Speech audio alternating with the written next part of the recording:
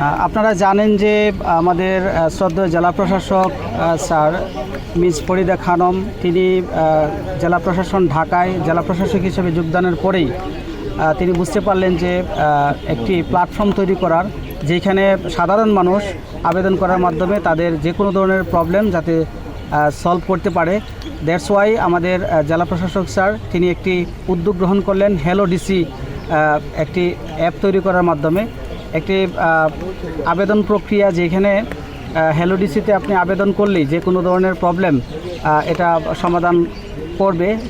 স্যারের আন্ডারে যেহেতু আমাদের এই ঢাকা জেলায় 5টি উপজেলা রয়েছে এবং পাশাপাশি এই ঢাকা জেলা প্রশাসনের যে আওতায় যতগুলো প্রতিষ্ঠান রয়েছে প্রত্যেকটি প্রতিষ্ঠানে আপনার এই হ্যালো ডিসি এর যে আপনার ফলপ্রসূতা সেটা নিয়ে আমরা কাজ করব। তো হ্যালো ডিসি তে আপনার আবেদন করার ফলেই আমরা এই আজকে কলাতিয়া যে স্কুল আছে স্কুলের সামনে যে ব্রিজটি আছে ব্রিজের আশেপাশে সহ খাল থেকে শুরু করে সব জায়গায় আমরা ময়লার স্তূপ দেখতে পেলাম। যে আবেদনকারী মিস্টার সাগর তিনি গত কালকেই তিনি আবেদন করেছেন। আজকেই আমরা শ্রদ্ধেয় জেলা প্রশাসকের নির্দেশনায় আজকে এখানে এসে দেখতে পেলাম যে এর সত্যতা রয়েছে এবং পাশাপাশি আপনারা দেখছেন ইতিমধ্যে আমাদের এখানে যারা লেবার রয়েছে কাজ করছে বেকু আমরা ইতিমধ্যে ব্যবস্থা করছি। আমরা আজকে কালকের মধ্যেই এই যে সমস্যা ময়লার সমস্যা এটার সমাধান করব। আপনারা দেখছেন যে এই যে এখানে কলাতিয়া স্কুল এবং কলেজের আশেপাশে আপনার আবাসিক এলাকাও রয়েছে এবং এখানে প্রায় 2,500 থেকে 3,000 স্টুডেন্ট পড়াশোনা করছে। একটি বাজার রয়েছে এখানে। আসলে যে আমরা ময়লার স্তূপ দেখলাম এটা আসলে একটু খুব বাজে অবস্থায় রয়েছে, সেটা আমরা ইতিমধ্যে আপনারা দেখছেন সমাধান করছি।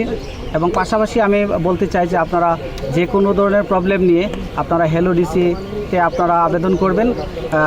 আশা করছি আমরা হ্যালো ডিসিতে আবেদন করার পরেই শ্রদ্ধেয় জেলা প্রশাসক স্যারের নির্দেশনা অনুযায়ী আমরা দ্রুততার সাথে সব কিছু সমাধান করব এবং এটা আমি সকলকে উদ্বুদ্ধ করছি যে হ্যালো ডিসিতে আবেদন করার জন্য।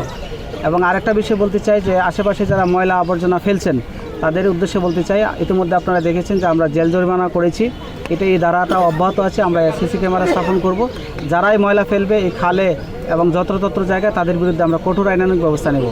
এবং আমরা ইতিমধ্যে একটি সেন্ট্রালি সিদ্ধান্ত নিয়েছি আমাদের যে ময়লা বা বর্জ্য ব্যবস্থাপনা সেটা নিয়ে আমরা কাজ করছি। আমরা দ্রুততার সাথে যাতে কেরানীগঞ্জে কোনো ধরনের ময়লা না থাকে, যাতে ময়লা দেখা না যায় আশেপাশে, আমরা ভাগার সৃষ্টি করছি, আমরা ডাম্পিং স্টেশন তৈরি করছি।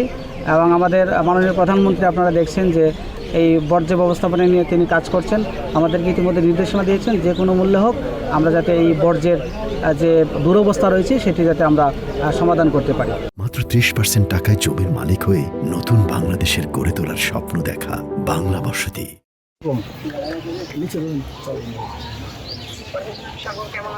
আলহামদুলিল্লাহ ভালো আছি, আপনি ভালো আছেন?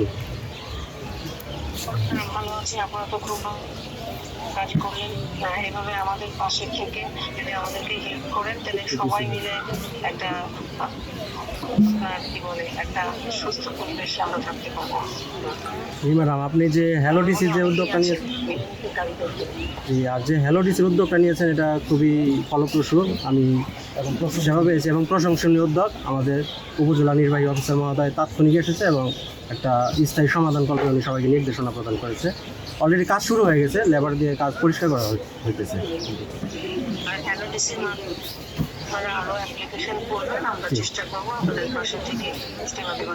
জি ম্যাডাম, আপনাকে আন্তরিক ধন্যবাদ। জি ভালো থাকবেন।